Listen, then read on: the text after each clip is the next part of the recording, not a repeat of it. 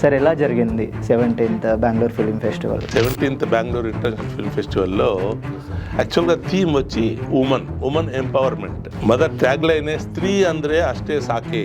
ఇప్పుడు 200-250 చిత్రాలు ఒకసారి వస్తే అన్నిటిని క్యూరేట్ చేసి ప్రదర్శించడం చాలా కష్టమైన పని.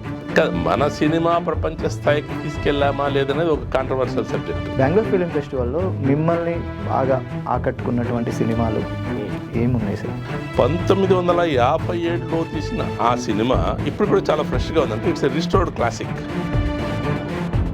ఆ ఫ్రస్ట్రేషన్తో ఆ అమ్మాయిని చంపాలనుకుంటాడు. అది ఎంత మితిమీరి ఆగడాలకు దారితీస్తుందంటే కొంతమంది మాజీ కమ్యూనిస్టులు బోల్షివిక్లు అంటారు, వాళ్ళని కూడా అది ఇబ్బంది పెడుతుంది. వివాహేతర సంబంధాలు అంటే ఎక్స్ట్రా మ్యారిటల్ అఫేర్స్ ఉండేటివి. సో ఆ హిపోక్రసీ ఎలా ఏంటి, తాము తప్పించుకొని సురక్షితమైన ప్రదేశానికి పోయేందుకు, తమ ఫైట్ కంటిన్యూ చేసేందుకు ఒక మురికి కాలువ ద్వారా వెళ్తారు. బర్త్డే జరుపుకొని కేక్ మీద క్యాండిల్ పెట్టి అంటించిన తర్వాత ఉఫ్ అని ఊదేసి తన మనసులో ఉన్న కోరికను కోరుకుంటే అది జరుగుతుంది. అలా కోరుకోవాలనే ఒక వాంఛ. ఔసుల్ స్నానం చేయించేందుకు కెనడాలో ఉన్న ఎక్స్పాట్రియేట్ ముస్లిమ్స్ ఎవరైనా చనిపోతే ఈ రిలీజియస్ సెరమనీ చేయించేందుకు ఇరాన్ నుంచి ముస్తబా అనే ఒక వ్యక్తిని ఇరాన్ గవర్నమెంట్ పంపించుంటారు కెనడాకు. ఇరాన్లో మతపరమైన గవర్నమెంట్ ఎలా బిహేవ్ చేస్తుంది, వాళ్ళ అధికారులు ఎలా బిహేవ్ చేస్తారు, వీటన్నిటిని ఎక్స్పోజ్ చేస్తాడు జఫర్ ఫరాకి. ఆ సెంటిమెంటల్ వాల్యూ, ఈ నావెల్ వేక్ రెండూను సినిమా పరిశ్రమలో ఉన్న వాళ్ళు చాలా ఈజీగా రిలేట్ చేసుకోవచ్చు.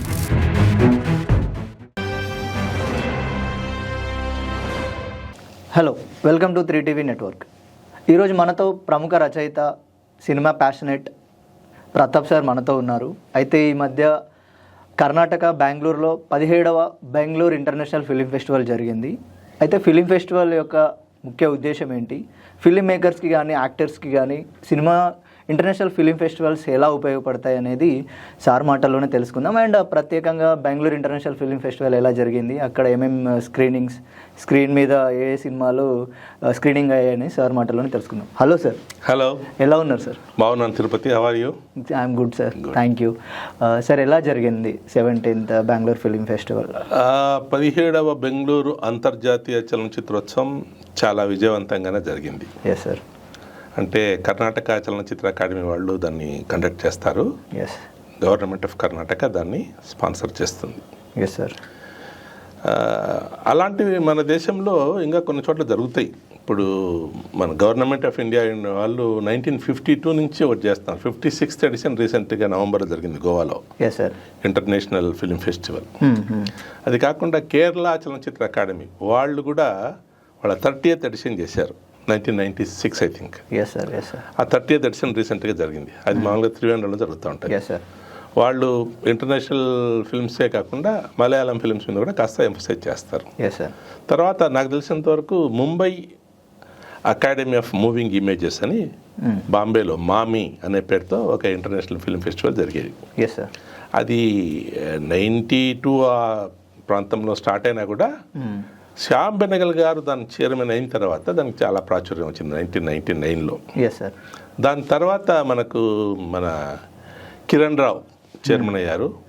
ఆ తర్వాత దీపికా పడుకొని కొద్ది రోజులు చైర్మన్గా ఉన్నారు. ఇటీవల ప్రియాంక చోప్రా చైర్మన్గా ఉంది. సో ఈ అంతర్జాతీయ చలనచిత్రోత్సవాలు అన్నిట్లోనూ పలు దేశాల నుంచి కొన్ని ఎంపికైన చిత్రాలను వాళ్ళు ప్రదర్శిస్తారు. ఓకే. Yes sir. సో మన దేశంలో సినిమా మీద ఇంట్రెస్ట్ ఉన్నవాళ్ళు కొంతమంది అక్కడికే వెళ్ళి ఆ సినిమాలు చూసి ఆనందిస్తారు. Yes sir. ముఖ్యంగా ఉద్దేశం ఏంటంటే ప్రపంచంలో ఎన్నో దేశాలు ఉన్నాయి, అందులో ఎన్నో రకరకాల సినిమాలు నిర్మించబడుతున్నాయి. Yes sir. సో ఆ సినిమాల్లో అప్రోచ్ ఎలా ఉంటుంది, ఆ దేశపు సాంస్కృతిక నాగరికత అంశాలు ఏమైనా అందులో ఉంటాయా, తర్వాత సినిమా టెక్నిక్లు ఏమైనా కొత్త రకం ఏమైనా ఉందా, కొత్తదనం ఏమైనా తీసుకొచ్చారా, సబ్జెక్టు సెలక్షన్లో కథా ఇతివృత్తం ఉంది కదా, Yes, sir. ఆ సెలక్షన్లో ఏమైనా వైవిధ్యత ఉందా, ఇవన్నీ మనం సినిమా అభిమానులు చూసి ఆనందించేందుకు ఒక అవకాశం. Yes yes sir. అందులో నుంచి మనం కొత్తగా నేర్చుకునేవి ఏమైనా ఉండొచ్చు. ఓకే, లేదు ఏవి చేయకూడదు అని కూడా నేర్చుకోవచ్చు. Yes yes sir. Dos and డోంట్స్లో ఎలా తీస్తే బాగుండదని కూడా కొన్నిసార్లు సినిమా బాగలేకపోతే Yes, sir. ఇలా చేయకూడదు అనేది కూడా మనకు అవగతం కావచ్చు. అందువల్ల అంతర్జాతీయ చలనచిత్రోత్సవాల ముఖ్య ఉద్దేశం ఏంటంటే ఆయా దేశాల సంస్కృతి, నాగరికతలు, Yes. సామాజిక పరిస్థితులు, రాజకీయ పరిస్థితులు, అది కాక అక్కడి జీవన విధానం, వీటి మీద మామూలుగా కేంద్రీకరిస్తూ ఉంటారు. Yes sir. తర్వాత అందులో కళాత్మకంగా, వ్యాపారాత్మకంగా తీసే చిత్రాలు ఉంటాయి. అంటే మన సెలక్షన్ ఒక్కోసారి ఏమవుతుందంటే ఈ సెలక్షన్ కమిటీ వాళ్ళకు ఏం నచ్చుతాయో అవి తీసుకొస్తారు. అంటే అవార్డు విన్నింగ్ మూవీస్ కావచ్చు, కమర్షియల్ మూవీస్ కావచ్చు, ఈ ఫలానా నేను చెప్పలేము. Yes, అని ఇట్స్ మిక్స్డ్ బ్యాగేజ్. తర్వాత ఇప్పుడు 200-250 చిత్రాలు ఒకసారి వస్తే అన్నిటిని క్యూరేట్ చేసి ప్రదర్శించడం చాలా కష్టమైన పని. Yes yes sir. అందువల్ల కొన్ని సినిమాలు బాగుంటాయి, కొన్ని సినిమాలు బాగాలేకపోవచ్చు. అది మనం చూసిన తర్వాత మనకు నచ్చిందా నచ్చలేదా అంటే ఒక్కొక్కరిలో ఒక్కో భిన్నరుచి, ఒక్కొక్కరికి ఒక్కో సినిమా నచ్చుతుంది, ఒక్కో సినిమా నచ్చదు. Yes yes sir. సో ఏ సినిమాలో ఏది మంచి ఉంది, ఎస్ టెక్నికల్గా కానీ, సాంకేతికంగా, లేదు కథాపరంగా, లేదా ఒక కథనం, Yes, sir. ట్రీట్మెంట్ అంటే ఏమైనా కొత్త రకం ఉందా, లేదు ఇంకేదైనా కొత్తదనం చూపించారా, ఇవన్నీ మనకు తెలుసుకోవడానికి ఒక అవకాశం. Okay okay. అన్ఫార్చునేట్లీ మన హైదరాబాద్లో అంతర్జాతీయ చలనచిత్రోత్సవం ఏది జరగకపోవడం కాస్త విచారకరమైన విషయం. ఇప్పుడు బాంబేలో ఉంది, త్రివేంద్రంలో ఉంది, గోవాలో ఉంది, Yes, ఇలా మిగతా చోట్ల జరుగుతున్నది బహుశా హైదరాబాద్లో లేకపోవడం కాస్త వెలితి ప్రపంచ అనిపిస్తుంది. స్థాయికి మన సినిమాని తీసుకెళ్ళాము, ప్రపంచ స్థాయిలో గుర్తింపు వచ్చినా కూడా మన దగ్గర లేకపోవడం అనేది కూడా మన సినిమా ప్రపంచ స్థాయికి తీసుకెళ్లామా లేదనేది ఒక కాంట్రవర్షియల్ సబ్జెక్ట్. Yes, sir. అది ఒక్కొక్కరికి ఒక్కొక్క అభిప్రాయం ఉంటుంది. కానీ ప్రపంచంలో ఉన్న మిగతా దేశాల్లో ఎలాంటి సినిమాలు వస్తున్నాయి, వాటిని చూసే ఒక అవకాశం మనకు లభిస్తుంది కదా. Yes yes exactly sir. అది లేకపోవడం కాస్త వెలితిగా అనిపిస్తుంది నాకు. Yes sir yes sir. Sir ఇందాక మీరు కేరళ ఫిల్మ్ ఫెస్టివల్ గురించి మాట్లాడారు కదా, 2022 and 2023 కంటిన్యూస్గా 2 times నేను I was there sir in Trivandrum. Very good. Yeah sir, thank you sir. And ఇప్పుడు బెంగళూరు ఫిలిం ఫెస్టివల్లో మిమ్మల్ని బాగా ఆకట్టుకున్నటువంటి సినిమాలు ఏమున్నాయి సార్? అంటే నన్ను బాగా ఆకట్టుకున్న సినిమాలు అనేది ఒక 10-12 నేను సెలెక్ట్ చేసుకున్నాను. Okay, yes, ఎందుకంటే ఇప్పుడు 200 సినిమాలు మనం చూడలేం. Yes sir. అక్కడ జనవరి 30వ తారీఖు నుండి ఫిబ్రవరి 6వ తారీఖు వరకు ఒక 11 స్క్రీన్స్లో ఒకే చోట లులు మాల్ అని ఉంది బెంగళూరు రైల్వే స్టేషన్ వెనకల, Yes, sir. ఒక 11 స్క్రీన్స్లో సినిమాలు వేశారు. అన్ని సినిమాలు మనం చూడలేం, ఎస్ సార్. అది not possible at all. Exactly. మనము క్యూలో నిలబడి మనకు ఎక్కడ సీట్ దొరుకుతుంది ఆ దాన్ని మన సెలక్షన్లో ఒక్కోసారి మంచి సినిమా కావచ్చు, ఒక్కోసారి మంచి సినిమా కాకపోవచ్చు, Yes, అయినా మన ప్రయత్నం మనం చేయాలి. తర్వాత ఇంకొక major lacuna in Bengaluru film festival was మామీలో ఈ డెలిగేట్ పాస్ తీసుకున్న తర్వాత ఆన్లైన్లో 48 గంటలు ముందుగా మనము ఎస్ సార్. ఒక నెక్స్ట్ 48 hours తర్వాత ఒక 4 సినిమాల వరకు మనం బుక్ చేసుకోవచ్చు. అంటే మనకు seat is assured yes sir. ఆన్లైన్లో. అంటే అలా సెకండ్లలో అయిపోతుంది, కానీ మనం ప్రయత్నం చేసి బుక్ చేసుకోవచ్చు. Yes sir. ఆ సౌలభ్యం బెంగళూరులో లేకపోవడం కాస్త ఇబ్బందికరమైన విషయం. అన్ని చోట్ల మనం క్యూలో నిలబడే సినిమా చూడాలి. Yes sir. సో ఆ 200 సినిమాల్లో నేను ఒక 18-20 సినిమాలు చూసిండొచ్చు 6 రోజుల్లో. అంటే 8 రోజులు ఉండింది, కానీ యావరేజ్ ఒక 3 ఫిలిమ్స్ తీసుకున్నా కూడా ఒక 16-18 మూవీస్ చూసిండొచ్చు. అందులో కొన్ని సినిమాలు గురించి నేను మాట్లాడతాను. Yes sir. Yes sir. ఇప్పుడు కొన్ని నేను ఇండియన్ ఫిలిమ్స్, సార్ అంటే దాంట్లో రకరకాలు ఉన్నాయి. ఆఫ్రికన్ రెట్రాస్పెక్టివ్ ఉన్నింది, తర్వాత ఫోకస్ ఆన్ పోలాండ్ మూవీస్ అని ఉన్నింది, Yes, sir. తర్వాత కన్నడ సినిమాల గురించి ఉన్నింది, ఇండియా సినిమా, ఏషియన్ సినిమా, వీటన్నిటిలో ఉన్నది. కానీ చాలా వరకు భారతీయ సినిమాలు నేను ఉద్దేశపూర్వకంగా తర్వాత చూడొచ్చులే, తర్వాత చూసే అవకాశం ఉంటుందనే ఒక ఉద్దేశంతో వాయిదా వేసుకున్నాను.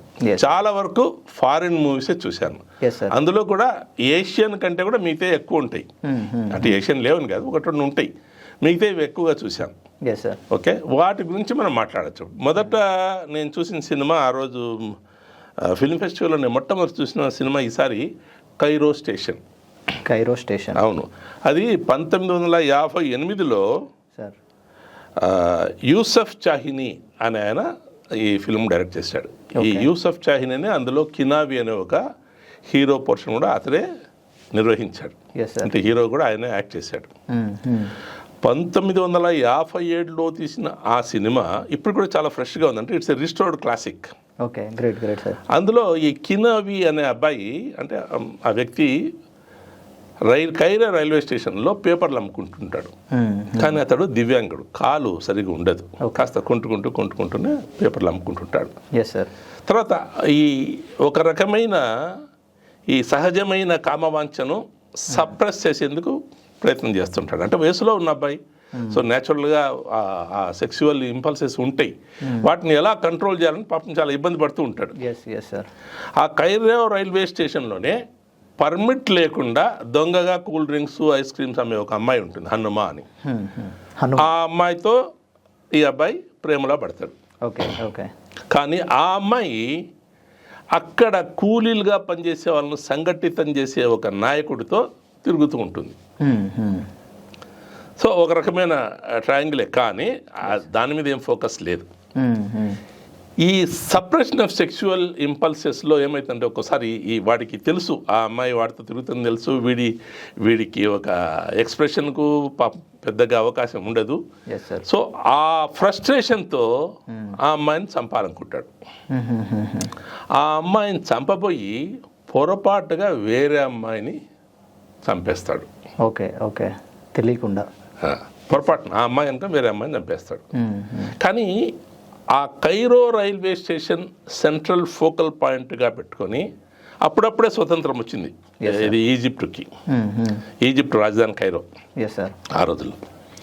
సో ఈజిప్టులో సామాజిక స్థితిగతులు ఏంటి, ఈ ఆడవాళ్లకు ఎలా ఆర్థిక స్వావలంబన లేదు, తర్వాత ఈ సప్రెస్డ్ సెక్సువల్ ఇన్స్టింక్ట్స్ ఎలా ఉంటాయి, తర్వాత శ్రామికులను వాళ్ళలో అనైక్యత ఉండడం వల్ల సంఘటితం చేసేందుకు జరిగే ప్రయత్నం ఏంటి, వాళ్ళలో ఎందుకు ఆ సంఘటిత శక్తి కాకపోయింది, ఎందుకు అనైక్యత ఉంది, వీటన్నిటి మీద అలా సున్నితంగా స్పృశిస్తాడు డైరెక్టర్.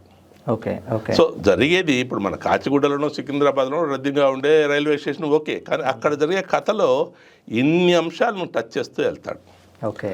తర్వాత అందులో ఉన్న కొన్ని సన్నివేశాలు, సంభాషణలు ఇప్పటికి కూడా రిలవెంట్ అనిపిస్తాయి మనకు కూడా. Very interesting movie. 1957 మూవీ అయినా కూడా చాలా ఉత్కంఠతో సాగుతుంది, మనల్ని ఆకట్టుకుంటుంది.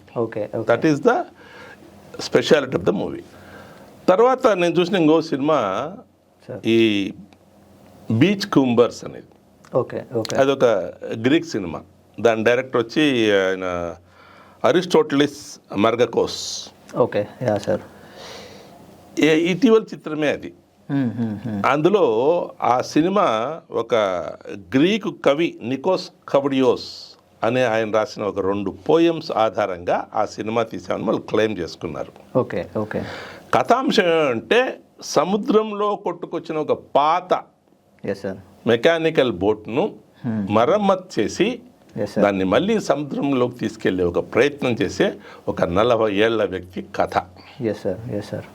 కానీ ఎందుకో నాకు ఆ సినిమా సంతృప్తి కలిగించలేదు. అన్ని క్లైమ్స్ అయినా కూడా సంతృప్తి ఎందుకు కలగలేదంటే సినిమా పరంగా అందులో ఇంట్రెస్టింగ్గా ఏం కనిపించలేదు నాకు. అది. సో నన్ను ఆకట్టుకున్న సినిమాలో ఒకటి 2 ప్రాసిక్యూటర్స్ అని, అదొక జర్మన్ మూవీ. దాని డైరెక్టరు సెర్జీ లోజ్నిస్తా అని. అది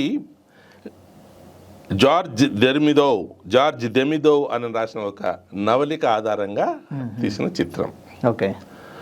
అందులో ఏంటంటే స్టాలిన్ టైంలో కమ్యూనిస్ట్ పార్టీ సోవియట్ రష్యాలో ఒక ప్రక్షాళన చేస్తారు, పర్జింగ్ ఆఫ్ డిసిడెంట్స్. అది ఎంత మితిమీరి ఆగడాలకు దారితీస్తుందంటే కొంతమంది పాత మాజీ కమ్యూనిస్టులు, బోల్షివిక్లు అంటారు, వాళ్ళని కూడా అది ఇబ్బంది పెడుతుంది. అలాంటి ఒక వృద్ధ బోల్షివిక్ ప్రాసిక్యూటర్స్కు ఫిర్యాదు చేస్తాడు, ఇలా మమ్మల్ని జైల్లో పెట్టి టార్చర్ చేస్తున్నారు, వీళ్ళు మరీ చాలా ఎక్సెస్ అయిపోయింది, వీళ్ళు మమ్మల్ని ఇలా హింసించేది, ఇది సబబుగా లేదు అని. దాన్ని ఒక ప్రాసిక్యూటరు హయ్యర్ అథారిటీస్కి ఎలా తీసుకెళ్ళాలి, రిప్రజెంట్ చేయాలని ట్రై చేస్తాడు. Yes sir.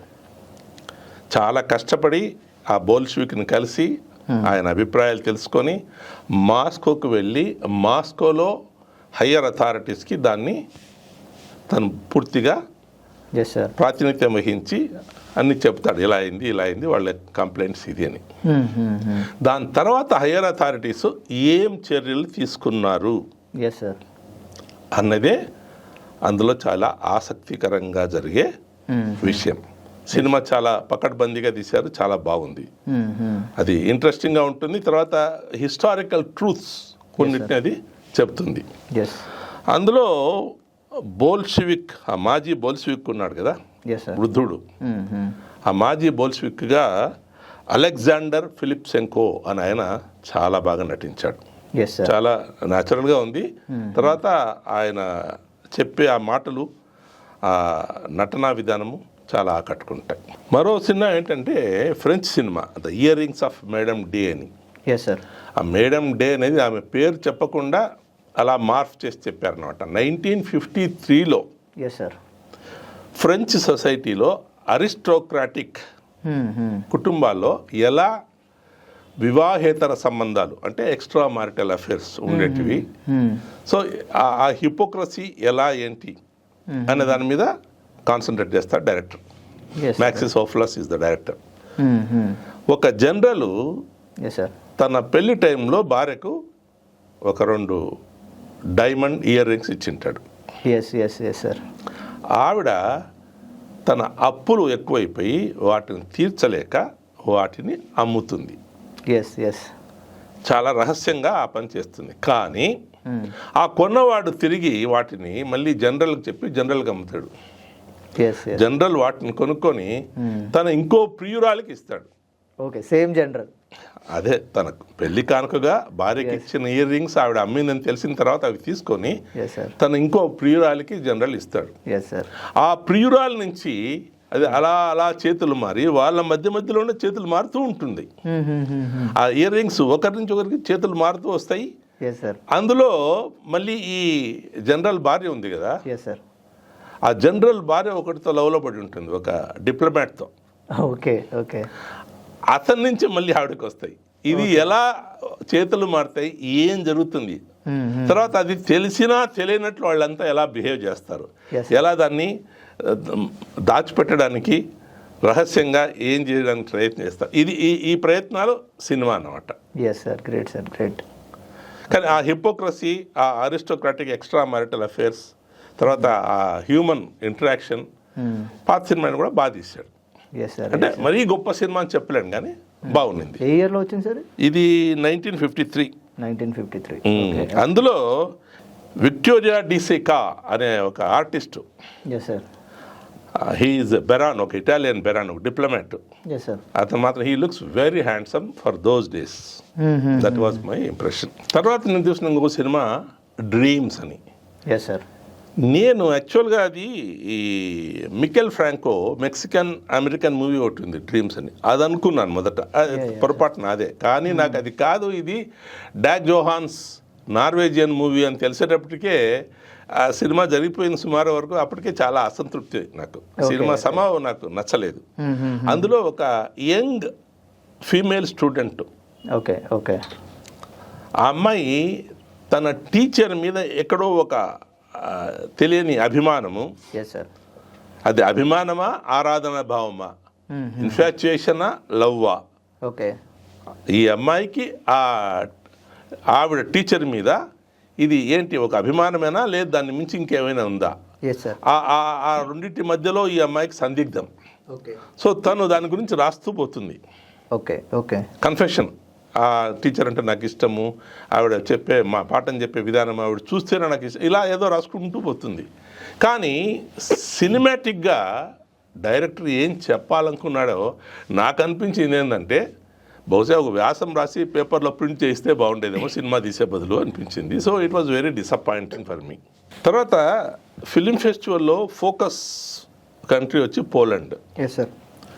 పోలాండ్లో 1957లో ఆంద్రేవ్ వాజ్దా అనే డైరెక్టర్, ఓకే. పోలిష్ చలనచిత్ర పరిశ్రమలో మంచి పేరున్న వ్యక్తి. Yes sir. ఆయన ఒక సినిమా తీశాడు కెనాల్ అని.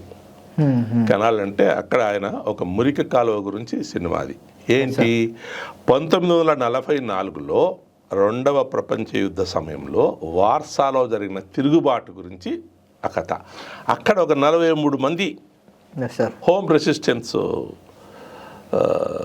ఆఫీసర్స్, వాళ్ళందరూ జాద్రా అనే ఒక లెఫ్టినెంట్ ఆధ్వర్యంలో తాము తప్పించుకొని సురక్షితమైన ప్రదేశానికి పోయేందుకు, తమ ఫైట్ కంటిన్యూ చేసేందుకు ఒక మురికి కాలువ ద్వారా వెళ్తారు.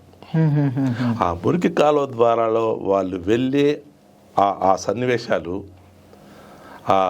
వారి మధ్య ఉండే ఇంటరాక్షను చాలా అద్భుతంగా ఉత్కంఠభరితంగా చిత్రీకరించాడు ఆంద్రేవ్ వాజ్దా.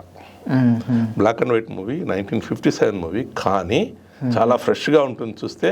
తర్వాత ప్రతి సీను చాలా బిగువుగా సాగుతుంది.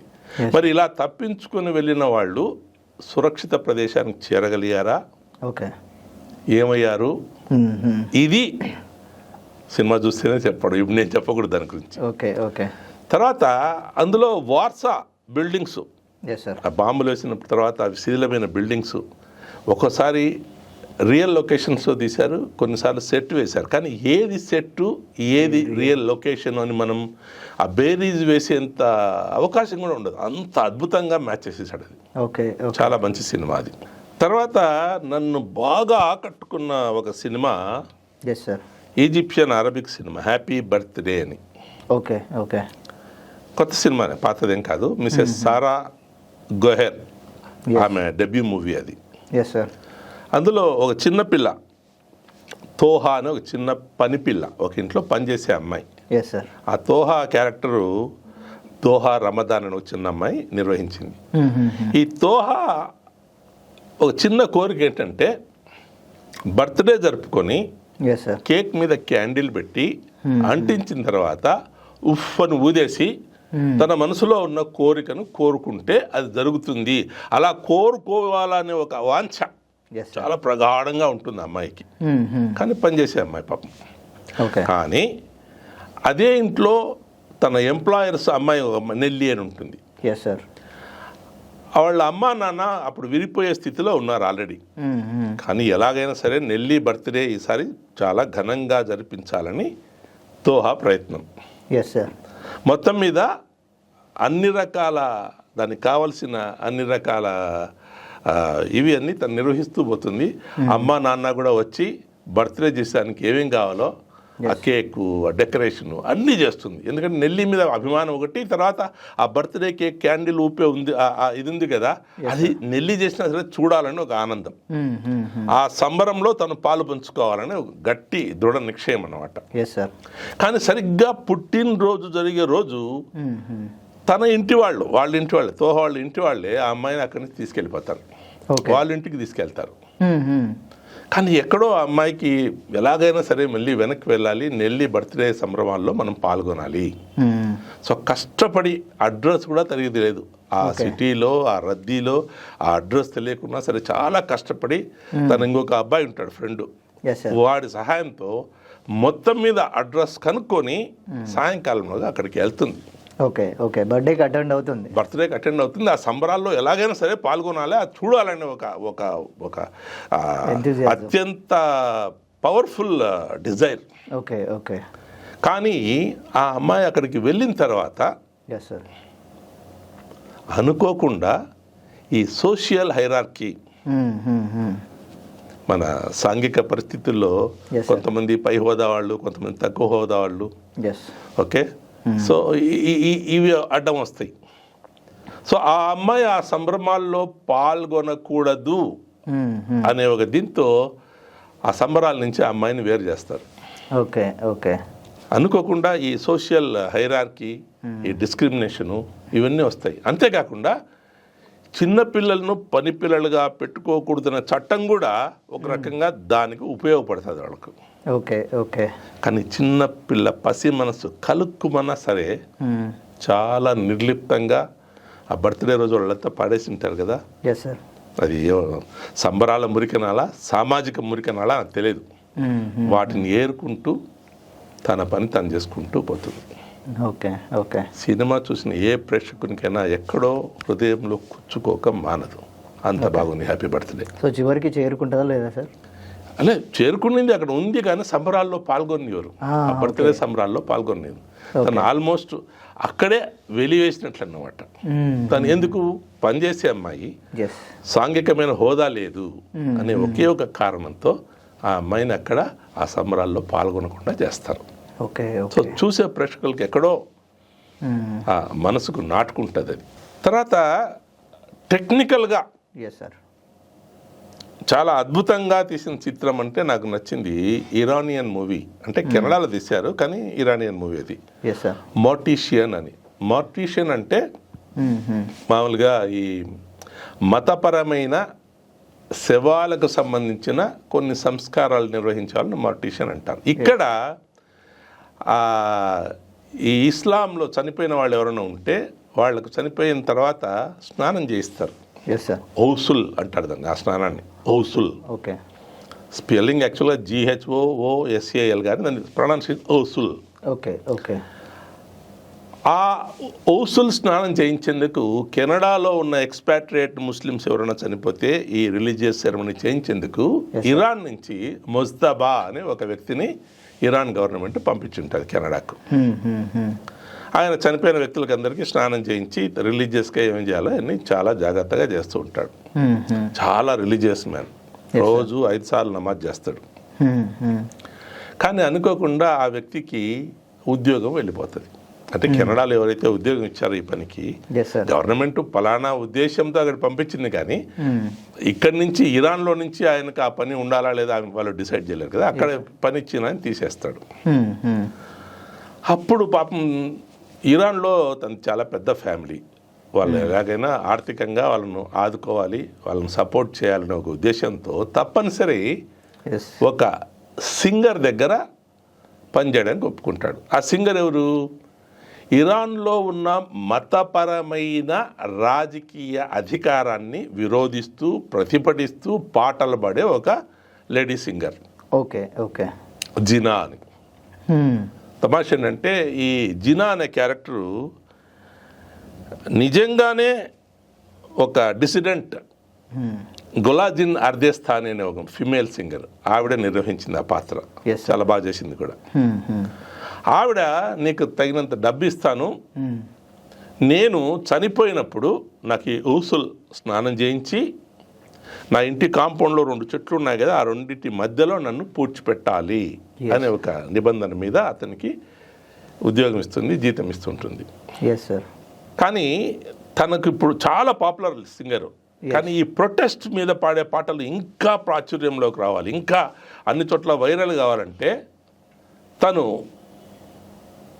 ఆత్మహత్య చేసుకుంటూ దాన్ని షూట్ చేస్తే చాలా వైరల్ అవుతుంది అని ఒక కొత్త రకమైన ఐడియా ఆవిడకి. వైరల్ కావాలి, అందరికీ తెలియాలి, ప్రొటెస్ట్ చేయడం అనే దాంట్లో ఒక భాగంగా తను తాను ఆత్మహత్య చేసుకుంటుంది. అలా అయితే అందరూ చూస్తారు అని ఒక నమ్మకం. వీడికి అది మనస్కరించకపోయినా కూడా సరే, ఆవిడ తప్పనిసరి అక్కడ పని చేస్తుంటాడు కనుక ఏం చెప్పలేడు పాపం.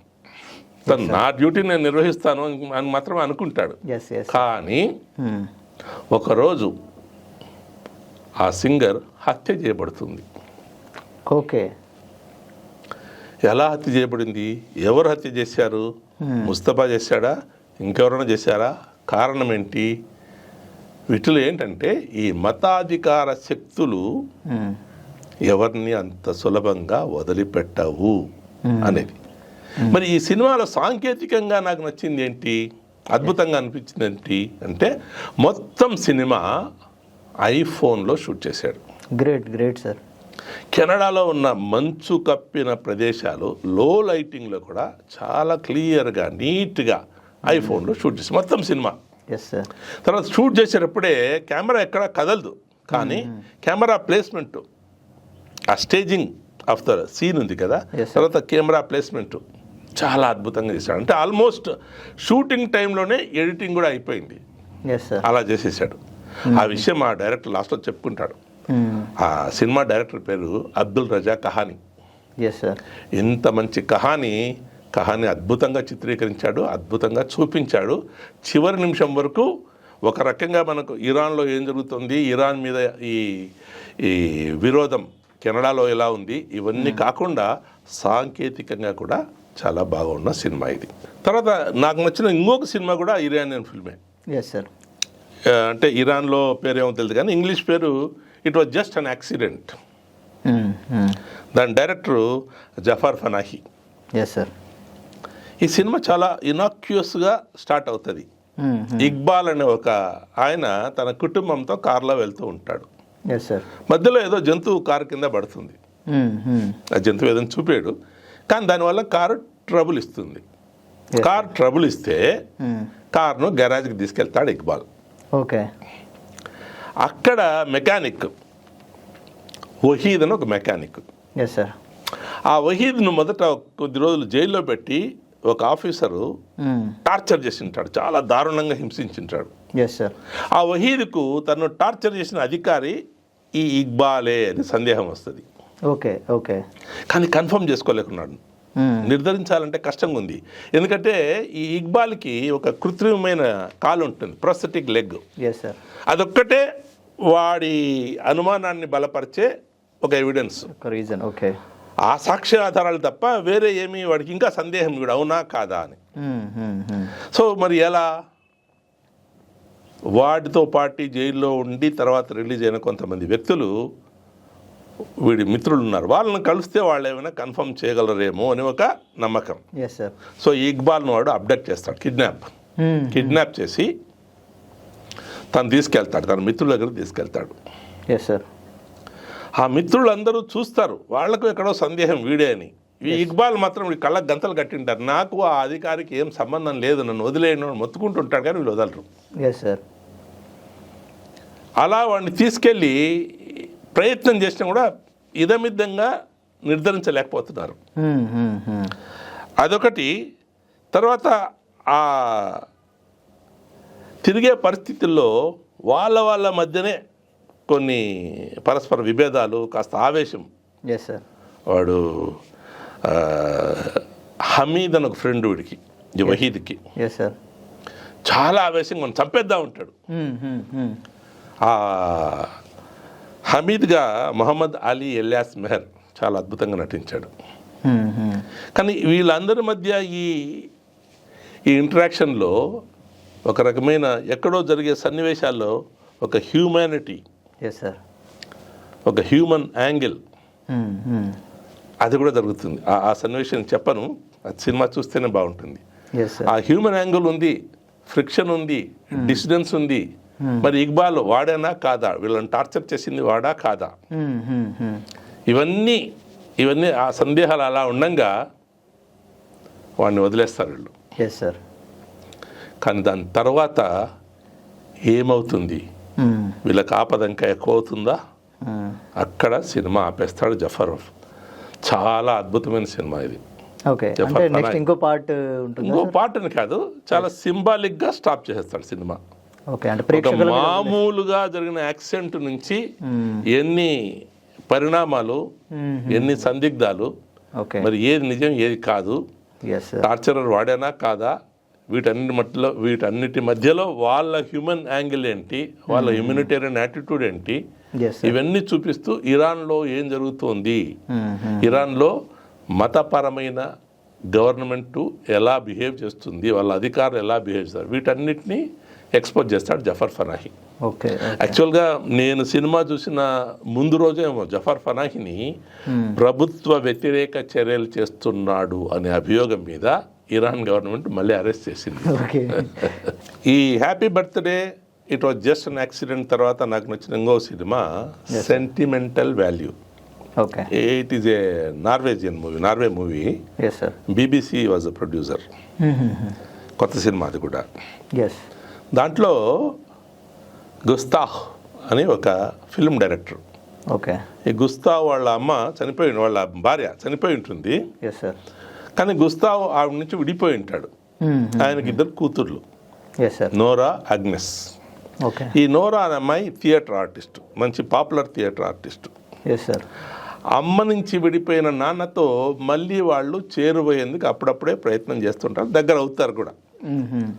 ఆ సమయంలో గుస్తావ్ చాలా రోజుల తర్వాత మళ్ళీ సినిమా తీయాలనుకుంటున్నాడు. Yes sir. తన కమ్బ్యాక్ ఫిల్మ్గా తీసే నెక్స్ట్ ఫిల్మ్లో తనదే స్క్రిప్ట్, తనే కథ రాసుకున్నాడు. ఈ నోరా, తన మొదటి అమ్మాయి ఉంది కదా, ఈ నోరాను హీరోయిన్గా యాక్ట్ చేయమని అడుగుతాడు. Yes sir. ఓకే.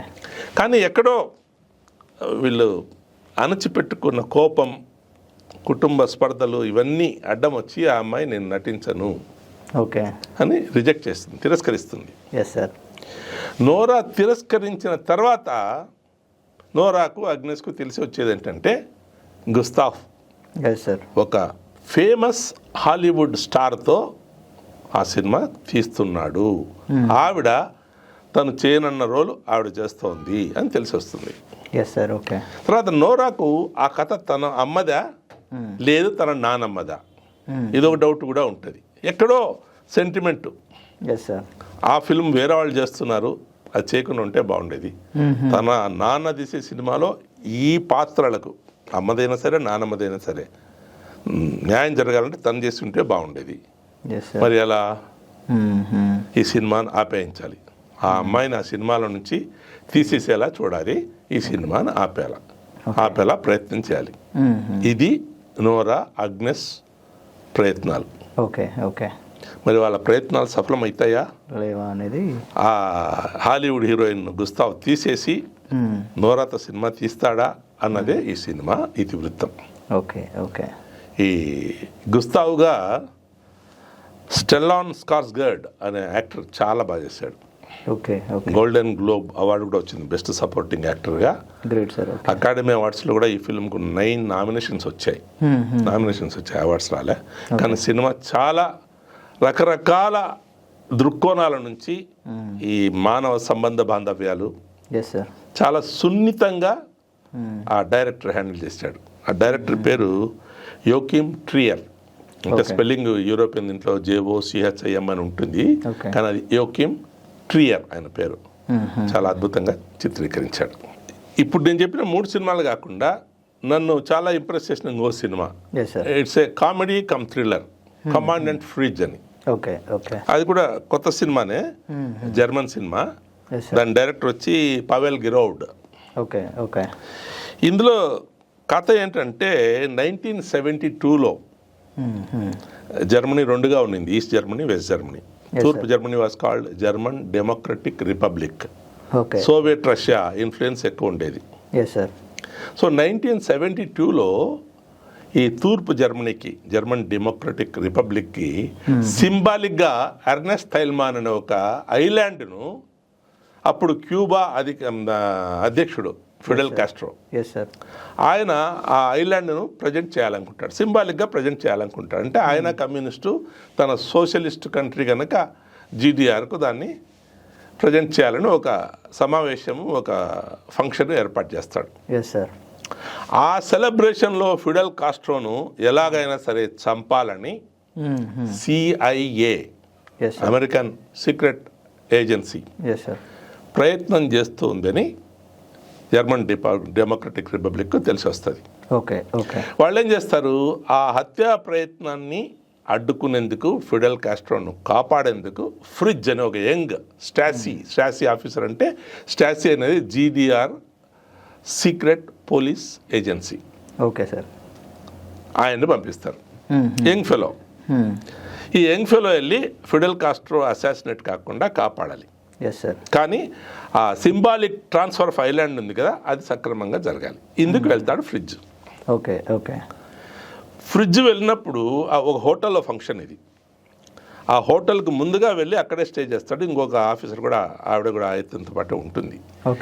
ఈ ఫ్రిడ్జ్కి అక్కడ ఒక సింగర్ కమ్ కుక్ ఉంటుంది, లోలో అని. చాలా అద్భుతంగా పాడుతుంది. తర్వాత ఆ సినిమాలో ఉన్న పాటలు కూడా చాలా బాగున్నాయి. ఆ సింగర్ మీద అనుమానం, ఆ సింగర్ ఏదో కాన్స్పైరసీలో ఒక భాగము. సో మిగతా వాళ్ళు ఎవరెవరు ఉన్నారు అన్ని గమనిస్తూ ఉంటాడు. ఆ అమ్మాయిని ఒక కంట కనిపెట్టి ఉంటాడు. కానీ ఎక్కడో తెలియకుండా ఆ అమ్మాయితో ప్రేమలో పడతాడు. సో లోలోతో ప్రేమలో పడిన ఫ్రిడ్జ్ ఈ ఫిడెల్ కాస్ట్రోను హత్యా ప్రయత్నం నుంచి కాపాడతాడా? సిఐఏ విఫలమవుతుందా, సక్సెస్ అవుతుందా? లోలో ఏమవుతుంది, ఫ్రిడ్జ్ ఏమవుతాడు? చాలా సున్నితమైన హాస్యంతో, చాలా అందంగా, చాలా గ్రిప్పింగ్గా డైరెక్టర్ సినిమా తీసుకెళ్తాడు. ఓకే ఓకే అద్భుతమైన సినిమా. దాదాపు నిజంగానే జరిగిన చారిత్రక సంఘటనల ఆధారంగా తీసిన సినిమా ఇది. లోలోగా యానీ ప్రాదో అనే అమ్మాయి నటించింది. ఫ్రిడ్జ్గా డెనిస్ మోయన్, వాళ్ళిద్దరు చాలా చక్కగా నటించారు. తర్వాత లోలో సాంగ్స్ అన్ని చాలా మెలోడియస్గా ఉన్నాయి ఈ సినిమాలో. ఓకే. ఫిల్మ్ ఫెస్టివల్లో ఇంకొక పాపులర్ మూవీ ఏదంటే సిరాట్ అని. సిరాట్ అంటే చాలామంది మరాఠీ సాయిరాట్తో కన్ఫ్యూజ్ అయ్యారు. సాయిరాట్ నాగరాజ్ మంజులే మరాఠీ సినిమా. ఇది సిరాట్ అనేది ఒక స్పెయిన్ మూవీ. ఇది మొరాకోలో జరుగుతుంది. కొత్త సినిమా అది కూడా. లూయిస్ అనే ఒక వ్యక్తి, ఒక నాన్న, తను తన చిన్న కొడుకు, వాళ్ళిద్దరూ తప్పిపోయిన తన కూతుర్ని వెతుకులాడుకుంటూ లూయిస్ మొరాకోకు వస్తాడు. ఎక్కడో రేవ్ పార్టీలో తప్పిపోయింది అని ఒక అనుమానం. రేవ్ పార్టీలు చాలా జరుగుతుంటాయి మొరాకో డెజర్ట్స్లో. ఆ ప్రయత్నంలో ఇంకా లోపలికి వెళ్తే చాలా దూరంగా లోపల మొరాకోలో డెజర్ట్లో రేవ్ పార్టీ జరుగుతున్నాయి, అక్కడ ఉండొచ్చు మీ కూతురు అని మిగతా వాళ్ళు చెప్పడంతో కొంతమందితో కలిసి అక్కడ దాకా వెళ్ళేందుకు ప్రయత్నం చేస్తాడు. ఆ వెళ్ళే ప్రయత్నంలో ఆ కొండలు, ఆ టెర్రేన్, ఆ భూభాగము, ఆ కొండ చర్యలు, చాలా ప్రమాదకరమైన మలుపులు, ఆ ఎడారి, వీళ్ళకి ఫుడ్ తక్కువ, ఉన్న ఫ్యూయల్ తక్కువ వనరులు ఉన్నప్పుడు కూడా చాలా సాహసోపేతంగా అక్కడికి రాత్రింబవలు ప్రయాణం చేసి వెళ్ళడానికి ప్రయత్నం చేస్తాడు లూయిస్. Okay okay. సో ఆ ప్రయాణంలో జరిగే ఆ అడ్వెంచర్ ఉంది కదా, చాలా గ్రిప్పింగ్గా ఉంటుంది సినిమా. కానీ నాకెక్కడో డైరెక్టరు తను ఏం చెప్పాలనుకున్నాడు సందేశము, యాక్చువల్గా యుద్ధం గురించిన ఒక సందేశం చెప్పాలనుకున్నాడు డైరెక్టరు, అది ఎక్కడో కనుమరుగైపోయిందేమో అని. సో సినిమా అట్రాక్టివ్గా తీసినప్పుడు కూడా గ్రిప్పింగ్గా, ఆ మెయిన్ పర్పస్ వాజ్ లాస్ట్ అనిపించింది. Okay okay. ఆ డైరెక్టర్ పేరు ఆలివర్ లాక్సే. ఓకే. ఆ లూయిస్గా చేసిన ఆయన సెర్గీ లోపెస్. యాక్టింగ్ అంతా బాగా చేశారు. తర్వాత టెక్నికల్గా చాలా బాగుంది మూవీ. ఆ జర్నీ, ఆ ప్రమాదకరమైన కొండ చర్యల్లో, ఆ వ్యాలీస్లో, ఆ లోయల్లో ఎలా వెళ్తారు, ఆ డెజర్ట్లో ఆ వెళ్ళే విధానము అద్భుతంగా తీశాడు. చాలా ఒక్కొక్క ఎవ్రీ మినిట్ థ్రిల్ లాగా ఉంటుంది ఇది. కానీ మెసేజ్ ఇది లాస్ట్ అనిపించింది నాకు. ఫెస్టివల్ ప్యూర్ బ్యాగేజ్ అని ఒక సినిమాతో స్టార్ట్ అయింది. ఓకే. అది నేను చూడలేకపోయాను. కానీ ఫెస్టివల్ క్లోజింగ్ ఫిల్మ్ వచ్చి Nouvelle Vague. Okay. French cinema. ఈ నావెల్ వేగ్ అనేది కొత్త సినిమా, 2025లో బ్లాక్ అండ్ వైట్లో తీశారు. Okay okay. దీని డైరెక్టరు రిచర్డ్ లింక్లేటర్. ఈ సినిమా ఏంటంటే ఫ్రెంచ్ సినిమాలో న్యూ వేవ్ గా భావించబడే సినిమాలకు ఆద్యులైన కొందరు డైరెక్టర్లో ఒకడు జొలెక్ గొదా.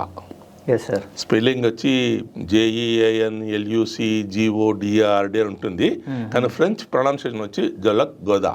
Okay okay. ఈ జొలెక్ గొదా అనే ఆయన బ్రెత్లెస్ అని ఒక సినిమా తీశాడు. ఈ బ్రెత్లెస్లో ఆయన సెలెక్ట్ చేసే ఒక హాలీవుడ్ హీరోయిన్, ఒక ఫ్రెంచ్ హీరో, వీళ్ళందరితో గోదా ఎలా సినిమా తీశాడు. చాలా కొత్త కొత్త టెక్నిక్స్, కొత్త రకంగా సినిమా తీయడం మొదలు పెడతాడు. తర్వాత అసలు సినిమా కంప్లీట్ అవుతుందా లేదా, ప్రొడ్యూసర్కు తనకు వచ్చే ఇబ్బందులు, ఆ సినిమా తీసే విధానంలో కొత్త కొత్త పరిణామాలు, కొత్త కొత్త విధానాలు. ఈ మొత్తం ఆ న్యూ వేవ్ ఆద్యులలో గోదా కూడా ఒకడు అని ఫ్రెంచ్ ఇండస్ట్రీ నమ్ముతుంది, ప్రపంచంలో అందరూ అది ఒప్పుకుంటారు కూడా. బ్రెత్లెస్ చూసిన తర్వాత లాస్ట్లో అందరు it's a waste movie, worst film of the year అని వాళ్ళల్లో వాళ్ళే అనుకుంటారు కొంతమంది చూసిన వాళ్ళు, కానీ గోదా మాత్రం నవ్వుకుంటాడు. ఈ సినిమాలో గోదా మాట్లాడే మాటలు, అప్పుడప్పుడు వేరే ప్రముఖుల కోట్స్ కొన్ని చెప్తూ ఉంటాడు. సినిమా షూటింగ్ సంబంధించో, సినిమా ప్రొడక్షన్ గురించో కోట్స్ ఓకే ఓకే అది టిఎస్ ఎలియట్ కావచ్చు, లియోనార్డో డావిన్సీ కావచ్చు, వాళ్ళు చెప్పిన కొన్ని కోట్స్ను మధ్య మధ్యలో అలా సంభాషణలో వాడతాడు. ఓకే ఎంత షార్ప్గా ఉన్నాయి డైలాగులు అంటే చాలా రిలవెంట్గా ఉంటాయి ఫిల్మ్ ప్రొడక్షన్కు, ఫిల్మ్ ఆర్టిస్టుల గురించి, ఫిల్మ్ టెక్నిక్ గురించి, ఆ సినిమా తీసే విధానాన్ని గురించి. తర్వాత గోదా మనస్తత్వం ఏంటి, ఓకే చాలా ఎక్సెంట్రిక్, చాలా అద్భుతంగా తీశారు ఈ సినిమా. ఓకే బ్రెత్లెస్ సినిమా గురించి చూపిస్తూ సినిమా గురించి ఇంట్రెస్ట్ ఉన్న వాళ్ళు ఎవరైనా సరే ఈజీగా రిలేట్ చేసుకునే విధంగా ఓకే ఓకే ఆ సెంటిమెంటల్ వాల్యూ, ఈ నావెల్ వేక్ రెండూను సినిమా పరిశ్రమలో ఉన్న వాళ్ళు చాలా ఈజీగా రిలేట్ చేసుకోవచ్చు. ఓకే అంత బాగా చిత్రీకరించారు. Great sir. అందులో ఆర్టిస్ట్ కూడా చాలా బాగా చేశారు. ఎవరు, మన జులం మార్బెక్ గోదాగా యాక్ట్ చేశాడు. ఓకే చాలా బాగా he fitted in to the role. Even మిగతా వాళ్ళు కూడా చాలా బాగా అతికినట్లు వాళ్ళ నటన, వాళ్ళ బిహేవియరు, వాళ్ళు చెప్పే డైలాగులు. తర్వాత అప్పుడు బ్లాక్ అండ్ వైట్లో 2025లో ఈ సినిమా తీయడం కూడా ఒక విచిత్రమే, విశేషమే. సో ఆ రకంగా 17వ బెంగళూరు అంతర్జాతీయ చలనచిత్రోత్సవంలో కొన్ని మంచి సినిమాలు లభించాయి. వాటిని చూశాను. ఒకప్పుడు నాకు కూడా రాను రాను అంతర్జాతీయ చలనచిత్రోత్సవాల్లో సినిమాల క్వాలిటీ కాస్త పడిపోయిందేమో అనిపించేది. తర్వాత అర్థమైంది, ఈ 200 సినిమాలు అన్ని చూసి క్యూరేట్ చేయలేరు కదా, అందులో బహుశా మనం చూసిన సినిమాలు కొన్ని బాగాలేకపోయినట్లు. కానీ ఈసారి కాస్త సంతృప్తి కలిగింది, బాగున్నాయి అనిపించింది. సో వాటి నుంచి మనం ఏం నేర్చుకోవచ్చు, వాటి నుంచి మనం ఏం తెలుసుకోవచ్చు, తర్వాత వేరే వేరే దేశాల్లో ఉన్న సంస్కృతి నాగరికతల గురించి మన అంచనాలు ఏంటి, అంచనాలు నిజమా కాదా, ఇవన్నిటికీ ఒక ఒక ఒక అందమైన ముగింపేమో. అది చూసినప్పుడు బాగున్నాయి అనిపించేది, ఈ సినిమాలన్నీ బాగున్నాయి అనిపించింది. తర్వాత ఒక తృప్తి కూడా మిగిలింది ఈసారి. అది విశేషం. సార్ ఇప్పుడు సార్ ఇప్పుడు స్క్రీనింగ్కి అంటే ఏదైనా ఒక ఇంటర్నేషనల్ ఫిలిం ఫెస్టివల్కి సినిమాలను ఎలా సెలెక్ట్ చేస్తారు, అసలు ఈ సినిమానే తీసుకోవాలి అని 1950లో జరిగిన మూవీని కూడా ఎందుకు వేయాల్సి వస్తుంది ఏంటి అనేది ఇట్లా సార్? ఇప్పుడు అంటే దానికి ఒక్కొక్క ఫిల్మ్ ఫెస్టివల్ వాళ్ళు ఒక ప్రాసెస్ పెట్టుకుంటారు. ఈసారి 17th బెంగళూరు ఇంటర్నేషనల్ ఫిల్మ్ ఫెస్టివల్లో యాక్చువల్గా థీమ్ వచ్చి ఉమెన్ ఎంపవర్మెంట్. మదర్ ట్యాగ్ లైనే స్త్రీ అందరే అష్టే సాకే అని ఒక ట్యాగ్ లైన్ వస్తుంది. ఆడదని చెప్తే చాలా, అంతేనా, ఇంకేమైనా చేయాలా, అది వాళ్ళ సజెషన్. స్త్రీ అందరే అష్టే సాకి అంటే స్త్రీ అని అనేసి ఊరుకుంటే చాలా, లేదు ఇంకేమైనా చేయొచ్చు అని. తర్వాత వీళ్ళ focus as a country Poland మీద ఉన్నింది. సో పోలిష్ ఫిల్మ్స్ తీశారు, వాటిలో తీసుకున్నారు. అంటే నేను అన్ని చూడలేదు, ఒకటి చూశారు అంతే. సో ఒక్కొక్క ఫిల్మ్ ఫెస్టివల్లో వాళ్ళ థీమాటిక్ పేస్ ఏంటి, దేని మీద కాన్సన్ట్రేట్ చేయాలనుకుంటున్నారు. తర్వాత కొన్ని రెట్రాస్పెక్టివ్స్, ఇప్పుడు మొన్న doctor Raj Kumar Kannada popular hero, ఆయన రెట్రాస్పెక్టివ్ ఒకటేశారు. లాస్ట్ టైం వికే మూర్తి ఫోటోగ్రాఫర్, గురుదత్ పర్మనెంట్ ఫోటోగ్రాఫర్, ఆయన కన్నడిగా, ఆయన సినిమాలు వేశారు. అలా ఒక్కోసారి థీమాటిక్గా ఒక ప్రాసెస్ ఫాలో కావచ్చు. కానీ మామూలుగా ఏం చేస్తారు, వీళ్ళు ఆ కంట్రీస్కు సంబంధించి లేదా ఆ ఎంబసీల వాళ్ళతో ఇంటరాక్ట్ అయ్యి కొన్ని సినిమాలు వాళ్ళు సజెస్ట్ చేస్తారు. వీళ్ళు కొన్ని అన్నీ చూడలేరు. ఎంత స్క్రీనింగ్ కమిటీ ఉన్నా కూడా అన్ని సినిమాలు చూసి సెలెక్ట్ చేయడం కష్టం. సో వీళ్ళకు కావాలనుకున్న కొన్ని కంట్రీస్ను సెలెక్ట్ చేసుకుని అక్కడికి వెళ్ళి వాళ్ళ సినిమాలు తీసుకొచ్చి వేస్తారు. అందులో కొన్ని బాగుండొచ్చు, కొన్ని బాగాలేకపోవచ్చు. ఇప్పుడు నేనే కొన్ని సినిమాలు నాకు నచ్చలేదు అన్నాను, నాకు నచ్చకపోయినంత మాత్రం మిగతా వాళ్ళకి నచ్చలేదని చెప్పలేము మనం. సో ఒక పర్టికులర్ రిజిడ్ పాలసీ ఉండదు, ఒక థీమాటిక్ బేస్ పెట్టుకొని దాని మీద మోస్ట్లీ సెలెక్ట్ చేయొచ్చు వాళ్ళు. సార్ ఇప్పుడు బెంగళూరు ఫిలిం ఫెస్టివల్ కావచ్చు కానీ, లేదంటే కేరళ ఫిలిం ఫెస్టివల్ కావచ్చు కానీ, at the same time Goa and Bombay film ఫెస్టివల్స్లో మేజర్గా కనిపించే ఏమైనా డిఫరెన్సెస్ ఏమన్నా ఉంటాయా సార్? ముంబైలో of course it's very well organised. Okay అక్కడ ఒక 4-5 లొకేషన్స్లో డిఫరెంట్ నెంబర్ ఆఫ్ స్క్రీన్స్ ఉంటాయి. కొన్ని ఫిల్మ్స్ రిపీట్ అవుతాయి. సో మనం ఒకసారి మిస్ అయితే మళ్ళీ మనం చూసే సౌలభ్యం కూడా ఉంది. తర్వాత గోవాది government run international film festival. So వాళ్లకు as a government they will have some restraints, constraints. ఇప్పుడు మన కేరళలో వాళ్ళు చేసినప్పుడు గవర్నమెంట్ పాలస్తీన్ ఫిల్మ్ చూపించకూడదు అన్నారు. తర్వాత అదేదో కాస్త ఫ్రిక్షన్ కూడా జరిగింది. Yes sir. మొన్న బెంగళూరులో కూడా పాలస్తీన్ ఫిల్మ్స్ ఎందుకు చూపించకూడదు అని ఈ film festival ambassador Prakash Raj argue చేశాడు. పాలస్తీన్ ఫిల్మ్స్ కూడా చూపించచ్చు కదా అని. కానీ సెంట్రల్ గవర్నమెంట్ వద్దన్న తర్వాత వీళ్ళు చూపించచ్చా వద్దా, అది పెద్ద డైలమా. సో కొన్ని రాజకీయపరమైన ఇబ్బందులు ఉంటాయి, ప్రభుత్వానికి కొన్ని పాలసీస్ ఉంటాయి, అందువల్ల వాటికి లోబడే వాళ్ళు మోస్ట్లీ స్క్రీనింగ్ కూడా చేయాల్సి వస్తుంది. సో ఇప్పుడు గవర్నమెంట్ కంట్రోల్ ఉన్నప్పుడు దాన్ని అధిగమించి వీళ్ళు చేయలేరు కదా. సో అదొకటి ఉంటుంది. ఇప్పుడు ప్రైవేట్ స్క్రీనింగ్ అయినా కూడా గవర్నమెంట్ పాలసీలో మీరు పాలస్తీన్ మూవీస్ చూపించకూడదు అన్నారు అనుకోండి, మనం ఏం చేయలేము కదా. ఇరాన్ గవర్నమెంట్ను క్రిటిసైజ్ చేస్తే మీరు సినిమా చూపించకూడదు అంటే చూపించలేరు. కానీ ఇప్పుడు దీంట్లో 1-2 సినిమాలు ఇరాన్ గవర్నమెంట్ను క్రిటిసైజ్ చేస్తూ కూడా ఉన్నాయి, చూపించారు. ఓకే. సో కొన్నిసార్లు రాజకీయపరమైన ఇబ్బందులు ఉంటాయి, కొన్నిసార్లు పాలసీ మ్యాటర్స్ ఉంటాయి, కొన్నిసార్లు థిమాటిక్ బేసిస్ ఉంటుంది. సో ఇవన్నీ కలిపి బహుశా ఎక్కడో వాళ్ళు సినిమాలు సెలెక్ట్ చేసుకోవాల్సి వస్తుంది. Exactly sir. సార్ ఇప్పుడు వీటితో పాటు నార్మల్గా ఒక ఫిలిం ఫెస్టివల్లో లైక్ వేరే ప్రపంచ దేశాల నుంచి వస్తూ ఉంటారు, ఒక దేశంలో ఇండియాలో అయితే వేరే వేరే స్టేట్స్ నుంచి కూడా వస్తూ ఉంటారు సార్. అయితే నార్మల్గా స్క్రీనింగ్ అనే కాకుండా ఇంకా మేజర్గా ఏం కనిపిస్తూ ఉంటాయి సార్? అంటే ఇప్పుడు మన బెంగళూరు ఫిల్మ్ ఫెస్టివల్లో మరాఠీ ఫిల్మ్స్ వచ్చాయి. Yes sir. కన్నడ ఫిల్మ్స్ ఉన్నాయి, బెంగాలీ ఫిల్మ్స్ ఉన్నాయి. ఓకే. సో కొన్ని బెంగాలీ ఫిల్మ్స్ బాగున్నాయి అన్నారు. తర్వాత Sabar Bonda Marathi film, Indian films దానికి ఫస్ట్ ప్రైజ్ ఇచ్చారు. ఓకే. థర్డ్ ప్రైజ్ కూడా ఇంకో మరాఠీ మూవీకి వచ్చింది. నేను చూడలేదు కానీ ఇండియన్ మూవీస్ చాలా వరకు తర్వాత చూడొచ్చని, వాటికి కూడా అవకాశం ఉంది, వాటిని కూడా అందరూ మెచ్చుకున్నారు. అది కాకుండా ఓపెన్ ఆడిటోరియంలో కొన్నిసార్లు వాటి గురించి డిస్కషన్ ఉంది. అంటే రెట్రాస్పెక్టివ్గా ఒక వ్యక్తి గురించి కానీ, ఒక టెక్నీషియన్ గురించి కానీ, ఒక సినిమా గురించి కానీ ఈ ఇంటరాక్షన్ కూడా పాసిబుల్. ప్రతిసారి చేస్తారని కాదు, కొన్నిసార్లు చేస్తారు. ఇప్పుడు లాస్ట్ టైం వికే మూర్తి రెట్రాస్పెక్టివ్ టైంలో గోవింద్ నిహలాని వచ్చారు బెంగళూరులో. గోవింద్ నిహలాని మూర్తి గారి గురించి చెప్తూ తను ఎలా ఆయన దగ్గర అసిస్టెంట్గా చేరాడు, తర్వాత తను తమస్ తీసినప్పుడు వికే మూర్తి గారు తనతో పాటు ఎలా పనిచేశారు, దానికి ఎలా ఒక ఎలివేషన్ వచ్చింది మూర్తి గారు పనిచేయడం వల్ల, ఇవన్నీ మాట్లాడారు. సో మేము కూడా కొన్ని ప్రశ్నలు అడిగాము, ఆయన దానికి నేరుగా ఆన్సర్ చేశాడు. అలాంటి ఇంటరాక్షన్స్ కూడా ఉంటాయి టెక్నీషియన్స్తో, డైరెక్టర్స్తో. ఇప్పుడు మామూలుగా గిరీష్ కాసరవల్లి గారి సినిమా ఉన్నాయి, మొన్న 17th దీంట్లో ఉన్నాయి, దాని ముందరే ఉన్నాయి, ఆయన వస్తుంటాడు. సో అక్కడ ఆయనతో కూడా ముఖాముఖి కావచ్చు, అవి జరుగుతాయి. కొన్ని ఓపెన్గా వాళ్ళే కండక్ట్ చేస్తారు, కొన్ని అది కాకుండా ప్రైవేట్గా కూడా మనము ఇలాంటి టెక్నీషియన్స్, డైరెక్టర్స్ వచ్చినప్పుడు ఇంటరాక్ట్ కావచ్చు. Yes great sir. Thank you so much. Like ఇది 17th Bengaluru international film festival గురించి సార్ మనతో చాలా విషయాలు పంచుకున్నారు, చాలా సినిమాలు. అవి మనకు మన లైఫ్లో ఖచ్చితంగా ఒక ఫిల్మ్ మేకర్ కావచ్చు కానీ, సినిమా ఎంతూజియాస్ట్ కావచ్చు కానీ, లేదంటే సినిమాలు చూసేవాళ్ళు కావచ్చు కానీ ఖచ్చితంగా చూడాల్సిన సినిమాలు చాలా ఉన్నాయి ఇప్పటివరకు మనతో పంచుకున్న వాటిల్లో. Thank you sir. Thank you so much. Thank you.